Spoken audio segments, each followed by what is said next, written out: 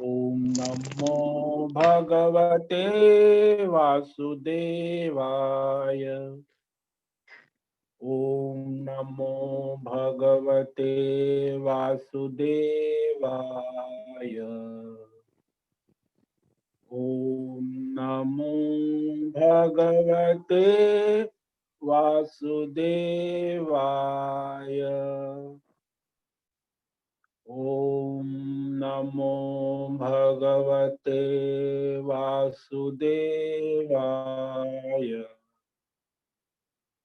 ओम नमो भगवते वासुदेवाय। ओम नमो भगवते वासुदेवाय।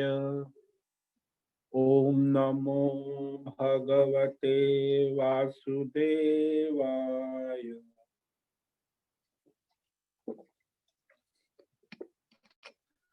ओम नमो भगवते वासुदेवाय।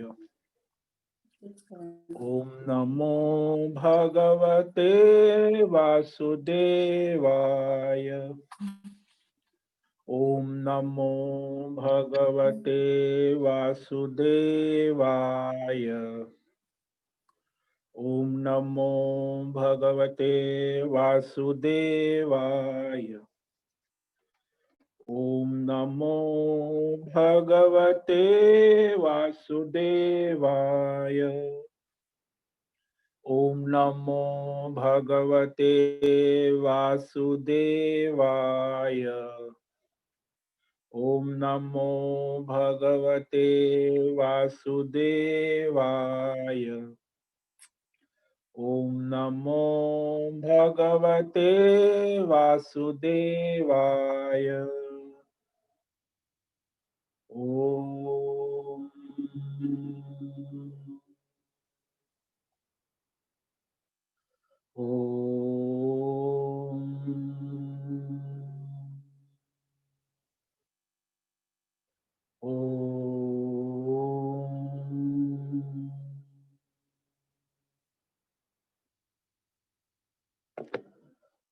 ओम श्री परमात्मने नमो नमः। ओम गणपतये नमो नमः। ओम ऐं ह्रीं श्रीं क्लीं सं सरस्वत्यै नमो नमः। ओम गुं गुरुभ्यो नमो नमः। ओम सहनावतु सहनौ भुनक्तु सह वीर्यं करवावहै तेजस्विनावधीतमस्तु मा विद्विषावहै। ओम शांति शांति शांति।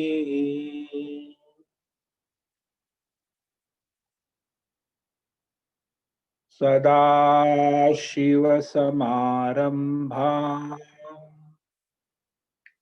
शङ्कराचार्यमध्यमाम् अस्मदाचार्यपर्यन्ताम् वन्दे गुरुपरम्पराम्।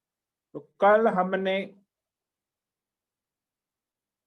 भगवद गीता सांख्य योग अध्याय 2 के 71वें श्लोक पर व्याख्यान किया था। उसे आज पढ़कर आगे के श्लोक पर व्याख्यान करेंगे।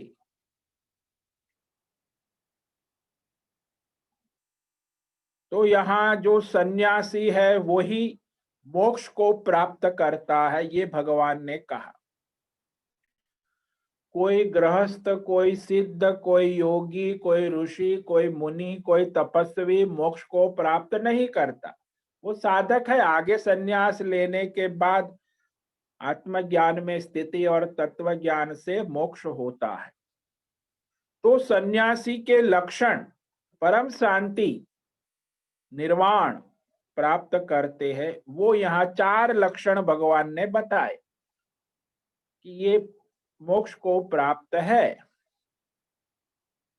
कामना, स्पृहा, ममता, अहंकार से रहित, विहाय कामान्य सर्वान् पुमांश्चरते निस्पृहः निर्ममो निरहंकारः स शान्तिमधिगच्छति। यह पुमान मनुष्य जो सन्यासी है, केवल सन्यासी, वही ये 4 गुणों से युक्त होता है, 4 लक्षणों से युक्त।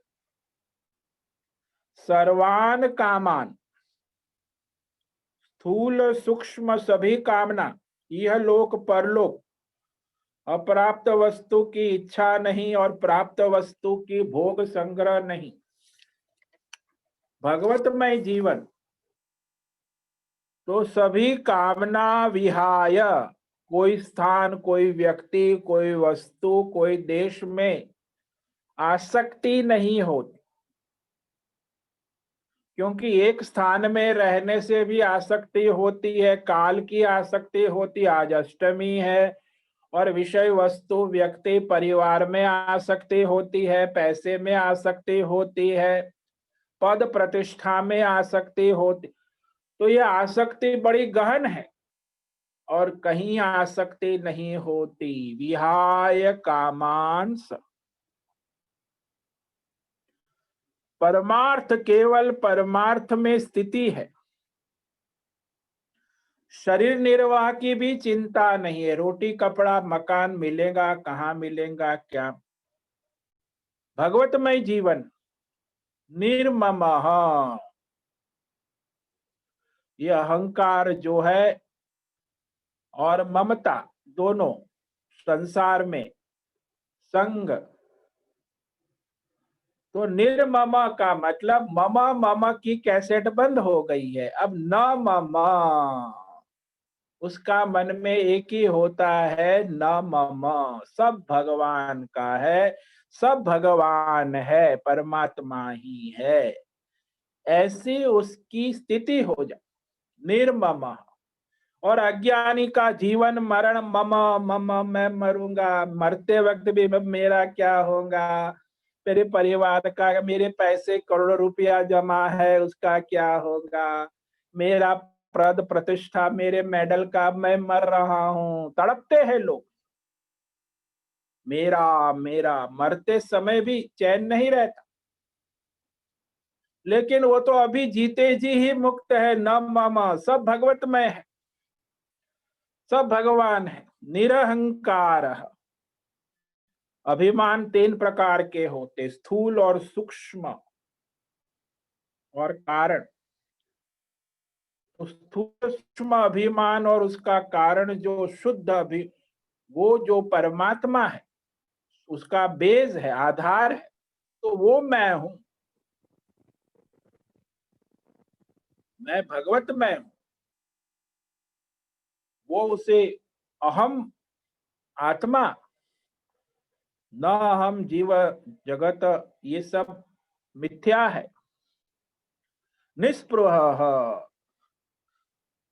तो स्पृहा से रहित, लालसा तृष्णा, निस्पृह, शरीर निर्वाह की भी स्पृहा नहीं। जाही विधि राखे राम ताही विधि रही। ये छोटा बालक 6 महीने का माँ के गोद में रहता है, जैसे माँ रखे ऐसे ही सन्यासी को प्रकृति उसकी माँ है और वो प्रकृति उसकी देखभाल करती। स शांतिम अधिगच्छति, वह परम शांति को प्राप्त है। अधिगच्छन्ति होगा नहीं का, प्राप्त। इसने लक्षण यदि आप में है तो आपको भी परम शांति प्राप्त है, आप मुक्त है अभी यहाँ इसी वक्त। ये 4 लक्षण, विहाय कामान सर्वान 1, निर्ममः 2, निरहंकार 3 और निस्पृह चरति, सर्वत्र विचरण करते हैं। तो इस प्रकार यह परमार्थ स्थिति, मोक्ष स्थिति का महात्म्य अब भगवान कहते आगे। ये मोक्ष की कितनी महिमा है, वो ब्राह्मी स्थिति, परमार्थ में स्थिति। तो आगे के श्लोक में भगवान स्वयं इनकी महिमा गुण गाते हैं। जो सन्यासी है, जो मुक्त है, जो भगवतमय है, एषा ब्राह्मी स्थिति पार्थ नैनां प्राप्य विमुह्यते स्थित्वा स्यामन्तकालेऽपि ब्रह्म निर्वाणमृच्छते।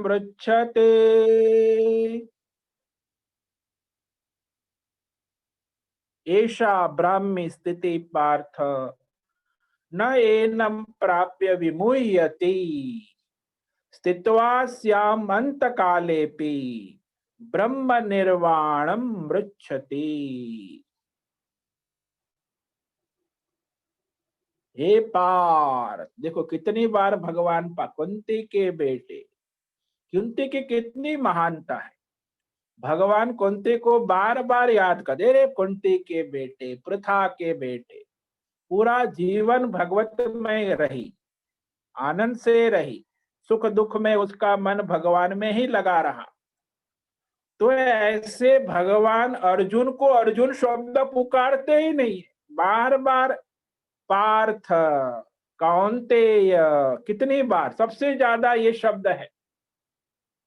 उसकी मां को याद करते, ऐशा, अरे पार्थ अर्जुन,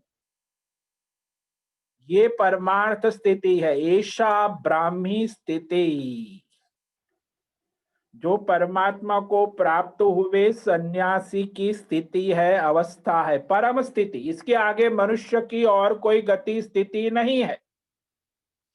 अंतिम स्थिति, परम स्थिति, ऐशा ब्राह्मी स्थिति, परमात्मा को प्राप्त सन्यासी की स्थिति। और इस परम स्थिति को प्राप्त होकर एनम प्राप्य, कैसे प्राप्त की परम स्थिति? वही विहाय कामान, सभी कामनाओं का त्याग कर, निर्ममः, ममता रहित, निरहंकार, अहंकार रहित, और निस्पृह, विषय स्पृहा रहित। इस अवस्था को प्राप्त सन्यासी कभी भी, कहीं भी, किसी भी देश काल परिस्थिति अवस्था, व्यष्टि समष्टि, प्रलय में मोहित नहीं होता, न विमुह्यते, कहीं मोहित नहीं होता, मोह को प्राप्त नहीं होता। तो यह कैवल्य तत्व में स्थिति, उसके बाद मोह नहीं रहता। अर्जुन भी आगे 18वें अध्याय में कहेगा, नष्टो मोह स्मृति लब्धवा, मेरा मोह नष्ट हो गया और मुझे विवेक स्मृति प्राप्त हुई कि अभी मुझे क्या करना है, मेरा कर्तव्य स्वधर्म क्या है। न विमोह्यति, मोहित नहीं होता। जो भगवत स्थिति में है वो किसी भी देश काल कभी भी मोहित नहीं होता।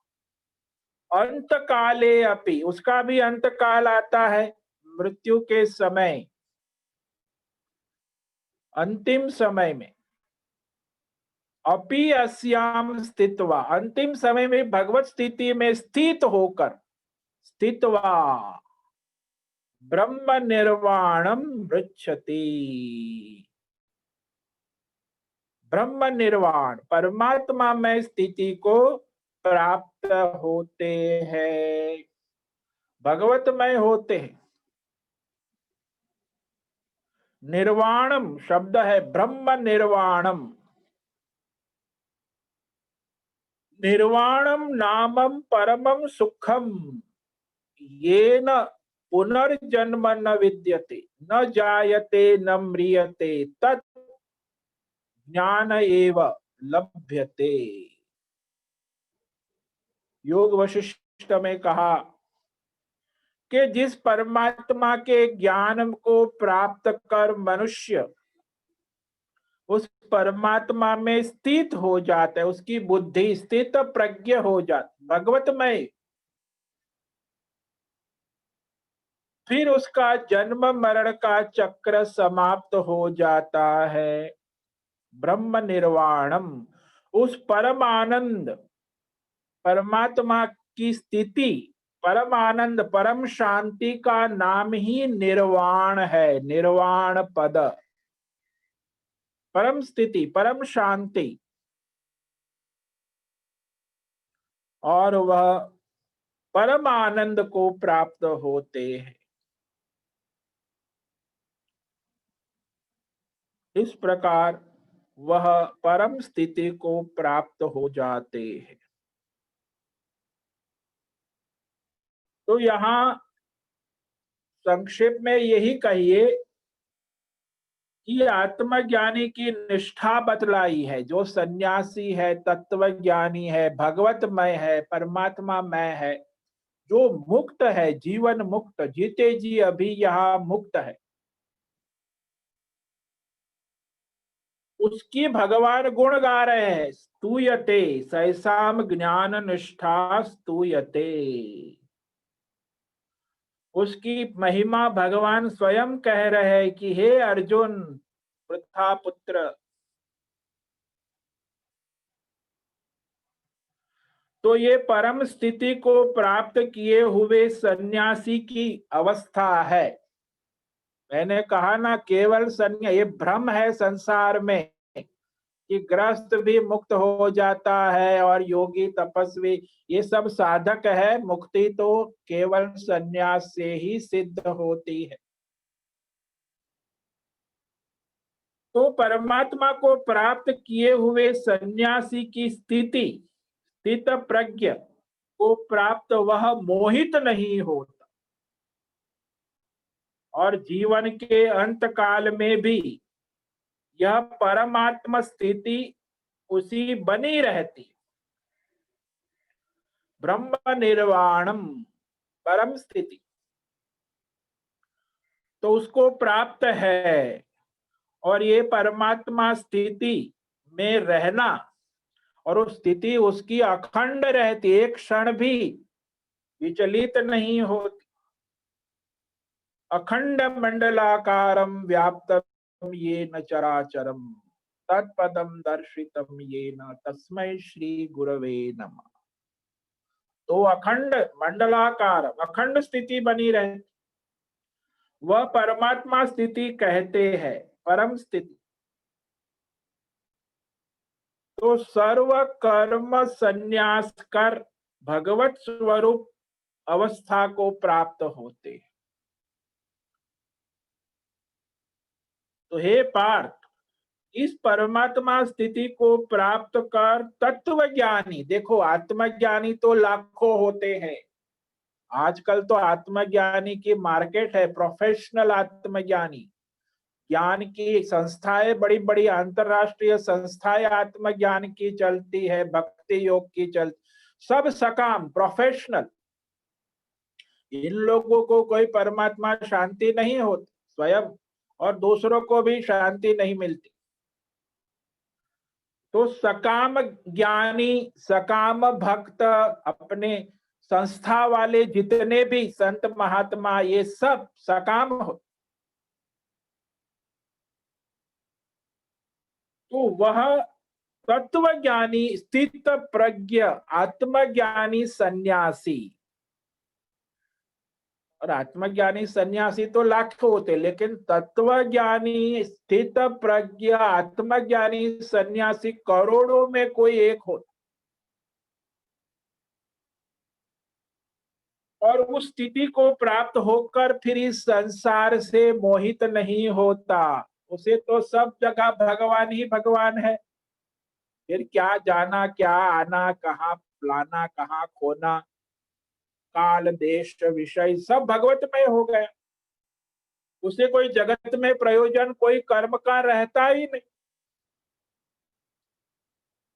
तो वह परम अवस्था को फिर मोहित नहीं होता, न मोहियति। और संसारी पना छूट जाता है, अहम मम नहीं रहता। वो तो बात है, लेकिन जब अंतिम समय आता है, अंतिम अवस्था में भी वह परमार्थ स्थिति में स्थित रहते, ब्रह्म निर्वाण प्राप्त है। यानी मरते समय लोग बड़े परेशान होते संसार में। कई लोगों को तो स्थूल विषय का ही परेशानी होती है, मेरे पैसे का क्या होगा, मेरे परिवार का क्या होगा, मेरे नाम, तो उसी में बढ़ते हैं। कई लोगों को थोड़ा सूक्ष्म अहंकार होता, मेरी साधना का क्या होगा, मेरा क्या होगा, मेरे शरीर का क्या होगा, मेरे जीव का क्या होगा, जीव की सदगति होगी कि दुर्गति होगी। ये अज्ञानी को ऐसे मरते समय अनेक प्रकार के विटंबनाएं आती, और फिर प्राण तो छूट ही जाते, ईश्वर और प्रकृति कर्म के अधीन प्राण को ले लेते। कोई डॉक्टर या कोई हॉस्पिटल प्राण को बचा नहीं सकता, अंत समय तो कभी भी आता है। उसके लिए ईश्वर और प्रकृति के पास नियम है, उसके नियम के अनुसार चल। ये वैज्ञानिकों के, सरकारी के नियम के अनुसार मृत्यु नहीं होती, वो कर्म आदि, प्रकृति ईश्वर के आदि। तो ज्ञानी सन्यासी का भी शरीर का प्राण छूटता है, मृत्यु आती है। तो वहां अंतिम अवस्था में भी उसकी स्थिति से वह विचलित नहीं होते,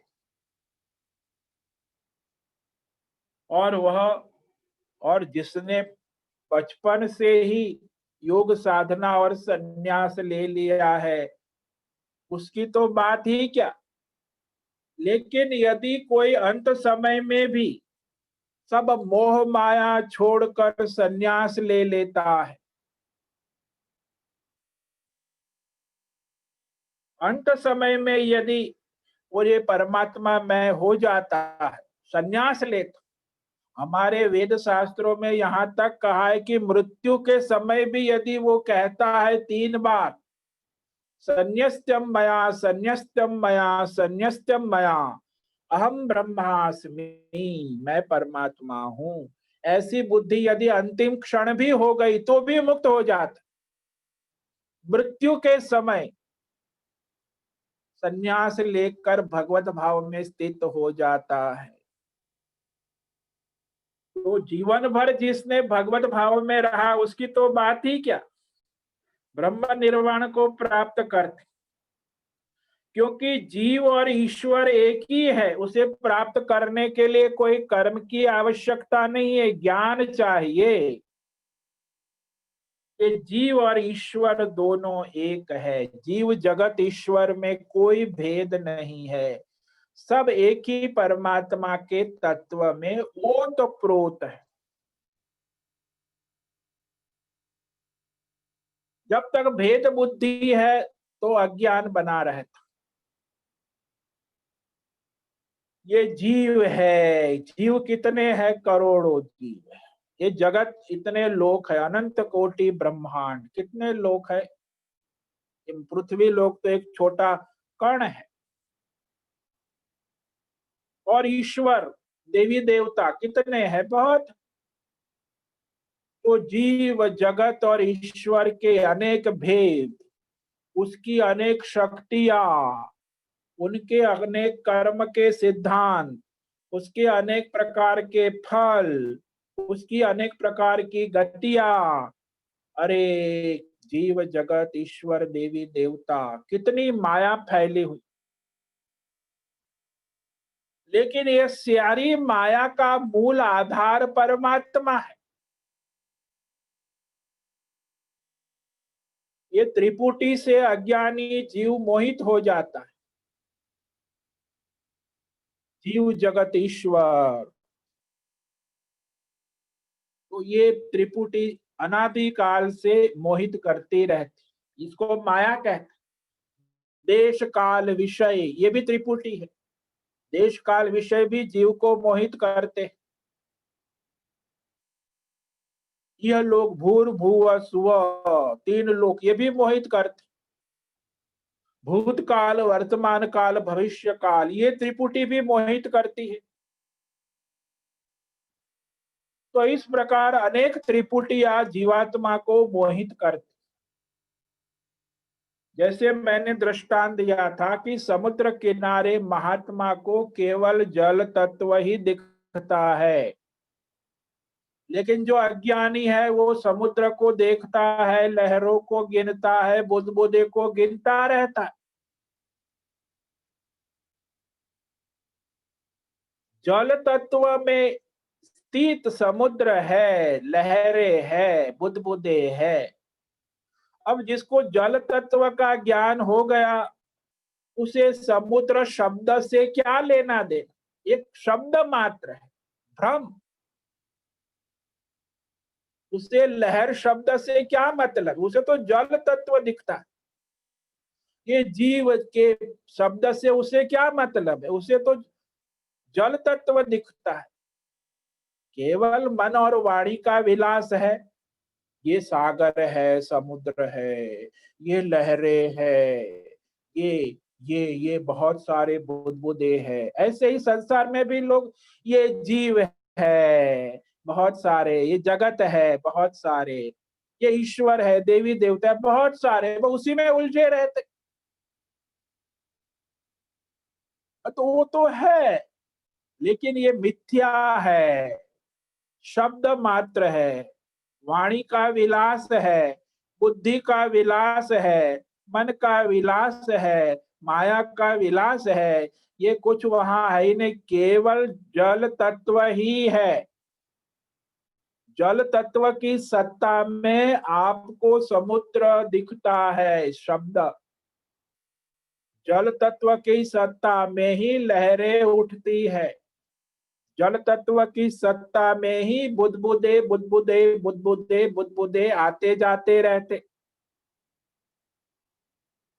और जिसको जल तत्व दिखता है, उसे फिर बुदबुदे का आना जाना सब जल में ही है। लहरों का उत्पन्न होना भी जल में ही है। सागर की विशालता भी जलमय है। ऐसे ही जिसको ज्ञान हो गया परमात्मा तत्व का, तो उसके लिए जीव जगत और ईश्वर केवल परमात्मा तत्व ही है, उसके सिवा कुछ है ही नहीं।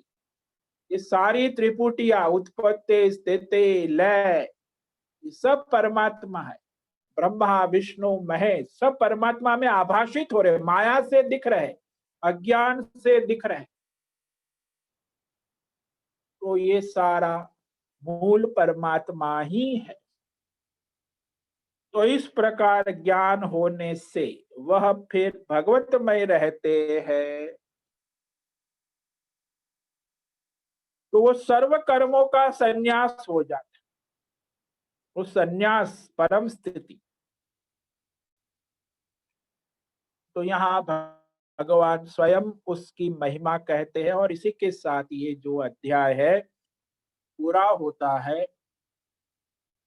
ओम तत्सदिति श्रीमद्भगवद्गीतासु उपनिषत्सु ब्रह्मविद्यायां योगशास्त्रे श्रीकृष्णार्जुन संवादे सांख्ययोगो नाम द्वितीयोऽध्यायः। ओम तत्सदिति, ये सनातन सत्य है। भगवत गीता, उपनिषद, आत्मज्ञान, ब्रह्म विद्या, योग शास्त्र, कर्म योग, भक्ति योग, ध्यान योग, ज्ञान योग शास्त्र, भगवान श्री कृष्ण और अर्जुन का संवाद, सांख्य योग, आत्मज्ञान योग नाम का ये दूसरा अध्याय संपन्न होता है।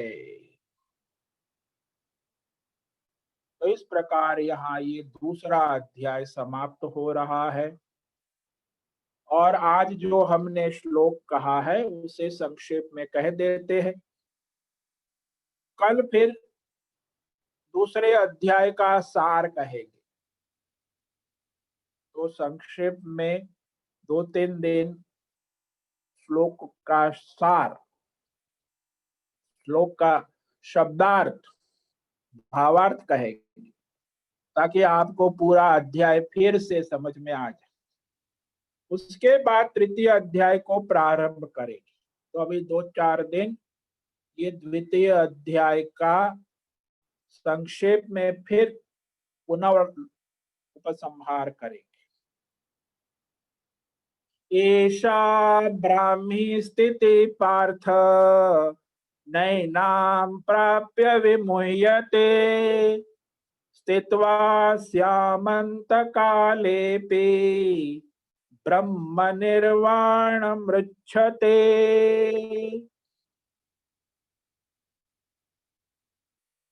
पार्थ, हरे पार्थ, सुनो पृथा, कुंती के बेटे, ऐसा, ये देखो, ये परम स्थिति है, ब्राह्मी स्थिति, परमार्थ में स्थित स्थित प्रज्ञ की स्थिति है, सन्यासी की अवस्था है, केवल सन्यासी की अवस्था।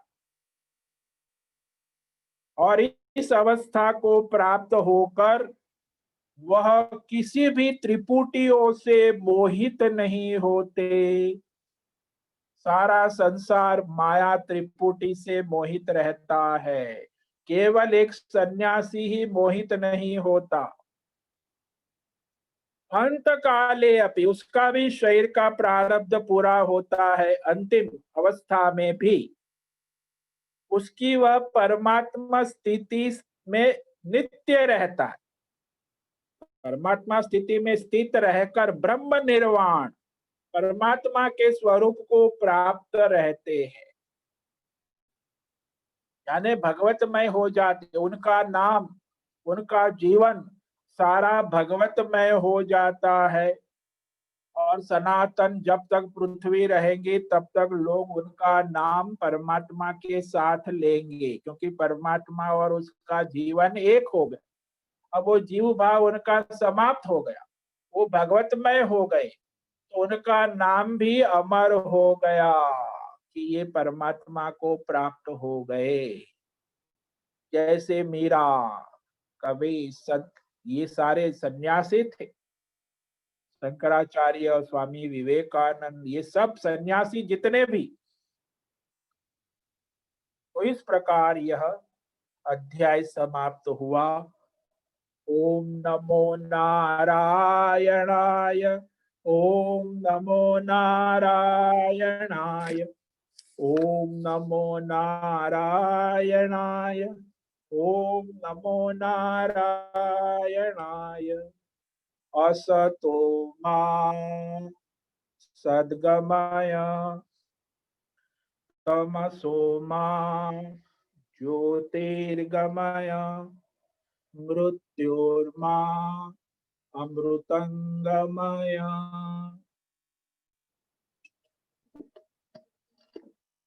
ओम पूर्णमद पूर्णमिदं पूर्णात् पूर्णमुदच्यते पूर्णस्य पूर्णमादाय पूर्णमेवावशिष्यते। ओम शांति शांति शांति। ओम गुम गुरुभ्यो नमो नमः। ओम तत् सत ब्रह्मार्पणमस्तु। ओम ओम ओम।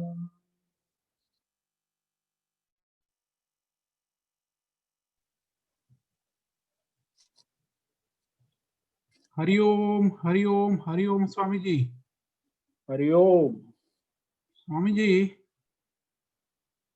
ये जो संसार है और ये संसार की माया है वो शब्द पे आधारित है। जी हाँ। तो ये शब्द क्या है? इस शब्द कहाँ से आता है? शब्द आकाश तत्व है। आकाश की सूक्ष्म तन्मात्रा को शब्द कहते हैं। आकाश की सूक्ष्म तन्मात्रा आकाश ही शब्द रूप में प्रकट है, जो सर्वव्यापक। और ये जो नाद है वो भी शब्द का ही स्वरूप है। शब्द ही है। नाद कहो शब्द कहो, ये सब शब्द भी सारे नाद है। नाद और शब्द एक ही है। इसमें क ये नाद है, ख ए बी ये सब नाद है। और म्यूजिक के भी बहुत सारे नाद होते हैं। संगीत, घंटी, बाजा, टन टन टन टन, तो शब्द भी नाद ही है। तो ये नाद ब्रह्म कहते हैं। सारा जो है शब्द है। तो स्वामी जी, शब्द का निर्माण करने से पूरा संसार का निर्माण होता है उसके साथ। हाँ, शब्द ही संसार है। नाद शब्द। तो शब्द को निकाल लो सारे तो कहाँ, परमात्मा के सिवा कुछ है ही नहीं। ये मायामय शब्द है सारे। इसी को शब्द को माया भी कहते हैं। जैसे ये जो है मिट्टी का दिया है, ये मिट्टी का दिया है, तो आप लोग इसको दिया कहते हैं। ये शब्द है, लेकिन इसका मूल सनातन तत्व तो केवल मिट्टी ही है। अब ये आप शब्द कहते हो दिया, और दिया में उलझे रहते हो। नाम रूप, बस यही शब्द के साथ जुड़ा हुआ है। जब शब्द आया तो रूप आ गया। ये नाम और रूप दो ही तो माया है। नाम रूप को हटा लो अभी आप, कहीं से भी नाम रूप को हटा लो तो केवल परमात्मा ही रहेंगे। किसी भी शब्द के नाम रूप को हटा लो और वो परमात्मा है। जैसे समुद्र है, समुद्र के नाम रूप को हटा लो, लहर के नाम रूप को हटा लो, बुदबुदे के नाम रूप को हटा लो, तो वहां क्या है? केवल जल तत्व ही है। जल तत्व के सिवा कुछ है ही नहीं। ये तो नाम रूप से, माया से जीव मोहित होता है और उसके जन्म जन्मांतर के संस्कार वही देखता है। नाम रूप को ही देखता है, स्वरूप तो उसे दिखता ही नहीं। स्वरूप तो जल तत्व ही है ना। ऐसे ही संसार में ये जो त्रिपुटी है, जीव जगत ईश्वर देश काल विषय, ये सब त्रिपुटिया, ये केवल नाम रूप आधार है। उसका मूल आधार तो परमात्मा तत्व ही है। और इसीलिए परमात्मा के सिवा कुछ है ही नहीं। ये तो सब उत्पन्न होता है, स्थिति रहती है, लय होता है। और देश काल परिस्थिति के अनुसार ये सारा दिखता है। जैसे लहरें उत्पन्न होती है फिर लय हो जाती है, ऐसे ही संसार उत्पन्न होते फिर लय हो जा, बुदबुदे उत्पन्न होते फिर लय हो, फिर बुदबुदे उत्पन्न होते फिर लय। लेकिन जल तत्व तो ज्यों का त्यों रहता है ना, जल तत्व में तो कोई परिवर्तन आता ही नहीं। इसलिए मूल तत्व परमात्मा ही है, उसके सिवा और कुछ नहीं। ये मिथ्या ज्ञान है ना, जीव जगत और ईश्वर का जो मिथ्या ज्ञान, नाम रूप कहो मिथ्या ज्ञान है। स्वरूप है यथार्थ ज्ञान, किसी का भी स्वरूप ले। गहनों का ज्ञान मिथ्या ज्ञान है और सुवर्ण तत्व का ज्ञान यथार्थ ज्ञान है। गहने कितने हैं बाजार में, कितनी डिजाइनें नई नई आती रहती है, पुरानी चली जाती है, और सोना तो वही रहता है। सोने में कोई परिवर्तन, सुवर्ण तत्व तो पहले था वही अभी है। 7 पीढ़ियों के, उसकी सास ने उसकी बहू को सोना चढ़ाया, उसकी बहू ने उसकी बहू को सोना चढ़ाया, डिजाइनें बदलती रही, गहने बदलते रहे, सोना सुवर्ण तत्व तो वही रहता। ऐसे ये संसार में देखो नाम रूप बदलते रहते हैं, स्वरूप में कोई परिवर्तन नहीं होता। स्वामी जी सूक्ष्म हाँ, दृष्टि के बारे में समझाइए। सूक्ष्म दृष्टि, सूक्ष्म दृष्टि आपका जब तक शुद्ध बुद्धि ना हो तब तक सूक्ष्म दृष्टि नहीं आएंगी। स्थूल बुद्धि से सूक्ष्म दृष्टि नहीं आती, तो सात्विक बुद्धि होनी चाहिए तो सूक्ष्म दृष्टि आती। ये तो सात्विक रजोगुणी और तमोगुणी को सूक्ष्म दृष्टि नहीं होती। सात्विक मनुष्य है तो सूक्ष्म दृष्टि। सूक्ष्म दृष्टि यानी सब विवेक करना, देखना सबको। सूक्ष्म दृष्टि के लिए साधना, इसीलिए सूक्ष्म दृष्टि के लिए कर्म योग, ध्यान योग, वो निष्काम करोगे तब सूक्ष्म दृष्टि। सकाम कर्म में तो स्थूल दृष्टि ही रहेंगी, सकाम कर्म करने वाले की कभी सूक्ष्म दृष्टि हो ही नहीं सकती। जो ईश्वरार्थ कर्म करेगा, कर्म योग, भक्ति, ध्यान योग, तब सूक्ष्म दृष्टि प्राप्त होती। समझ में आया? हाँ वैशाली जी, आपका प्रश्न पूछिए। प्रणाम स्वामी जी। जब जो आरंभ में हम श्लोक कहते हैं ना, गीता का श्लोक, ओम पार्थाय प्रतिबोधिताम, वो जब भी समय मिले तभी उसका थोड़ा अर्थ बताएंगे तो अच्छा होगा। जो प्रारंभ में हम कहते हैं पार्थ भगवान अद्वैतामृतवर्षि, अर्जुन को पार्थाय प्रतिबोधिताम, भगवान ने अर्जुन को कहा, उपदेश क्या, प्रतिबोधिता, पार्थाय प्रतिबोधिता भगवता, स्वयं भगवान नारायण ने कहा, नारायणेन स्वयं व्यासेन ग्रथितम, वेद व्यास भगवान ने महाभारत में ग्रथित किया है भगवत। व्यासेन ग्रथितम पुराण मुनिना, भाई मुनि है व्यास मुनि।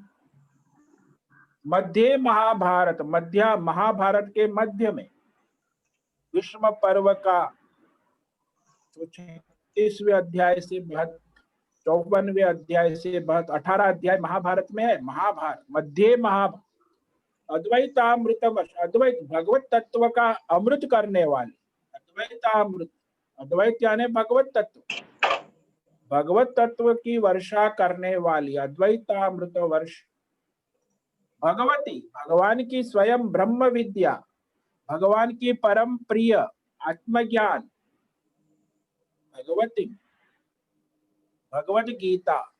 ये भगवत गीता भगवान की गाई हुई है। जैसे कोई गायक होता है, उसको उसका गायन बड़ा प्रिय लगता है, ऐसे ही भगवान की परम प्रिय है भगवत गीता, जो संसार के सारे भ्रमों का नाश करने, भवद्वेषिणीम, संसार के सारे भ्रमों का नाश करने वाली। तो ऐसी है ये भगवत, इसको ध्यान श्लोक कहते हैं। भगवान गीता प्रारंभ करने से पहले हम ध्यान करते हैं भगवान गीता का ध्यान, तो गीता के ध्यान श्लोक है। पार्थाय प्रतिबोधिताम भगवताम नारायणेन स्वयं व्यासेन ग्रथितां पुराण मुनिना मध्ये महाभारतम अद्वैतामृतवर्षिणीं भगवतीं 18 अध्याय वाली 18 अध्याय 89 ऐसी भगवत गीता का हम अनुसंधान कर 89 अनुसंधामी भगवद गीते भवद्वेष संसार के सारे बंधनों से मुक्त करने वाली ऐसी है ये। हाँ समझ में आया? धन्यवाद स्वामी जी। यस, हाँ, मीरा जी, धन्यवाद आपका स्वामी प्रश्न जी, पूछिए। बहुत अच्छी तरह से। ओम नमो नारायण स्वामी जी। ओम नमो नारायण। बोलो मीरा। स्वामी जी, एक छोटा सा शंका है कि आप कहते हो कि जो दीप है, जो आपने मट्टी का दिखाया अभी, वो मट्टी का हाँ। तत्व का है, और वो हमें देखना चाहिए, लेकिन जो वो मट्टी का रूप में है वो भी तो इम्पोर्टेंट है ना। वो मट्टी का रूप में होगा तो ही हम उसको यूज कर सकते हैं। मट्टी के और हाँ, भी तो चीजें होती है। हाँ, जो भी मिट्टी की है वो मिट्टी का ही रूप है ना। हम्म। तो मिट्टी का मेन तत्व तो मिट्टी है, चाहे किसी भी नाम रूप दे दो मिट्टी को, आप कितने भी नाम रूप दे दो, अलग अलग खिलौने बनाओ, तो उसका मूल तत्व तो मिट्टी ही है ना। अच्छा, वो पहचानना जरूरी है, ऐसा बोलते हैं। वो पहचानना जरूरी है, उसको नहीं पहचानोगे तो आप माया में उलझ जाओगे नाम रूप थैंक यू में। स्वामी। और आपने कहा कि वेद व्यास जी मुनि हैं, तो वो तत्वज्ञानी तो थे ही ना, तो मुनि हाँ। तत्वज्ञानी में क्या फर्क है स्वामी जी? देखो, मुनि होता है जो मनन करता है, चिंतन करता है। मननात् मुनि ही, उन्होंने चिंतन किया, मनन किया, भगवत चिंतन करने वाले को मुनि कहते हैं। तत्वज्ञानी पर मुनि, ऐसे ना। और एक लास्ट छोटा सा क्वेश्चन है स्वामी जी, कि जो अहंकार है ये हम समझते हैं कि बुरी चीज है, लेकिन तत्वज्ञानी को भी शुद्ध अहंकार, निरहंकार ऐसा कहते हैं, तो अहंकार में भी पॉजिटिव नेगेटिव होता है क्या? नहीं, पॉजिटिव नेगेटिव नहीं होता ये, इसमें स्थूल सूक्ष्म में पॉजिटिव नेगेटिव होता है। शुद्ध अहंकार में द्वैत होता ही नहीं है, केवल शुद्ध भगवत में, कि मैं उस परमात्मा स्वरूप हूँ, बस। बुद्धवेदों को ज्ञान हो जाए कि मैं जल तत्व हूँ, बस वही उसका जल तत्व का अहंकार उसको है, तो मुक्त है। मैं बुद्धबुदा हूँ तो परेशान रहेगा, बुद्धबुदा दूसरे बुद्धबुदों से कंपटीशन करेगा, तो बुद्धबुदागिरी करता रहेगा। लेकिन जब जिसको ज्ञान होगा कि मैं तो जल तत्व हूँ और ये लहरें समुद्र सब जल ही जल है, इसमें सिवा कुछ है ही नहीं, यानी बुद्धबुदा मुक्त हो गया। भौतिक और सूक्ष्म अहंकार को त्यागना चाहिए, हाँ, उसी को संन्यास कहते हैं। तो शुद्ध अहंकार आता है, ऐसे ना। हाँ, तो शुद्ध अहंकार में स्थिति होती है, उसका भी अभ्यास करना पड़ता है। शुद्ध अहंकार में टिकते नहीं है, पहले फिर श्रवण करो, अभ्यास करो, तब उसमें स्थिति आती। पहले इसका त्याग हो, संन्यास हो, इसलिए तो संन्यास की महिमा है। इस स्थूल सूक्ष्म अहंकार का संन्यास करने के बाद वो सूक्ष्म दोनों, फिर ये शुद्ध अहंकार है उसका अभ्यास करे, तत्व ज्ञान, आत्मज्ञान श्रवण करे, मनन करे, तब जाके उसमें स्थिति होती। वो भी लंबी यात्रा है। शुद्ध और अहंकार, फिर निरहंकार होते हैं क्या? हाँ, फिर निरंकार हो जाते, फिर वो परम स्थिति प्राप्त हो। बहुत दूर की बात है, लेकिन फिर भी जानकारी रहेगा तो। ये अभी यहाँ है, लेकिन ये आपका अज्ञान है, इसी के अज्ञानी के लिए दूर है, ज्ञानी के लिए तो अभी यहाँ है। दोनों का फर्क इतना ही है। अच्छा, ठीक है, अब शुक्रिया समय स्वामी। पूरा हो रहा है। थैंक यू स्वामी। सबको ओम नमो नारायणाय। ओम नमो नारायण। ओम नमो नारायणाय। ओम नमो नारायण। ओम नमो नारायण। ओम नमो नारायणाय। ओम नमो नारायणाय। नमो ओम नमो नारायणाय स्वामी। ओम नमो नारायण स्वामी। ओम नमो नारायणाय स्वामी। होस्ट को निवेदन है कि आज का सत्संग संपन्न करे। ओम नमो नारायणाय। नारायणाय। ओम नमो नारायणाय। नमो नारायणाय। ओम नमो नारायणाय। ओम नमो नारायणाय। सबको ओम नमो नारायणाय। ओम नमो नारायणाय। अभी हम हमारा आज का दिव्य और पूर्ण सत्संग यहाँ समाप्त कर रहे हैं। सर्वहित सर्व कल्याण सर्व उद्धार इस भावना से आज का शुभ दिन शुरू करते हैं। और जो साधकों को अपना प्रश्न अभी भी है तो आप व्हाट्सएप पे स्वामी जी को पूछ सकते हो और उसका निराकरण कर सकते हो। ओम नमो नारायणाय। ओम नमो नारायण। ओम नमो नारायण।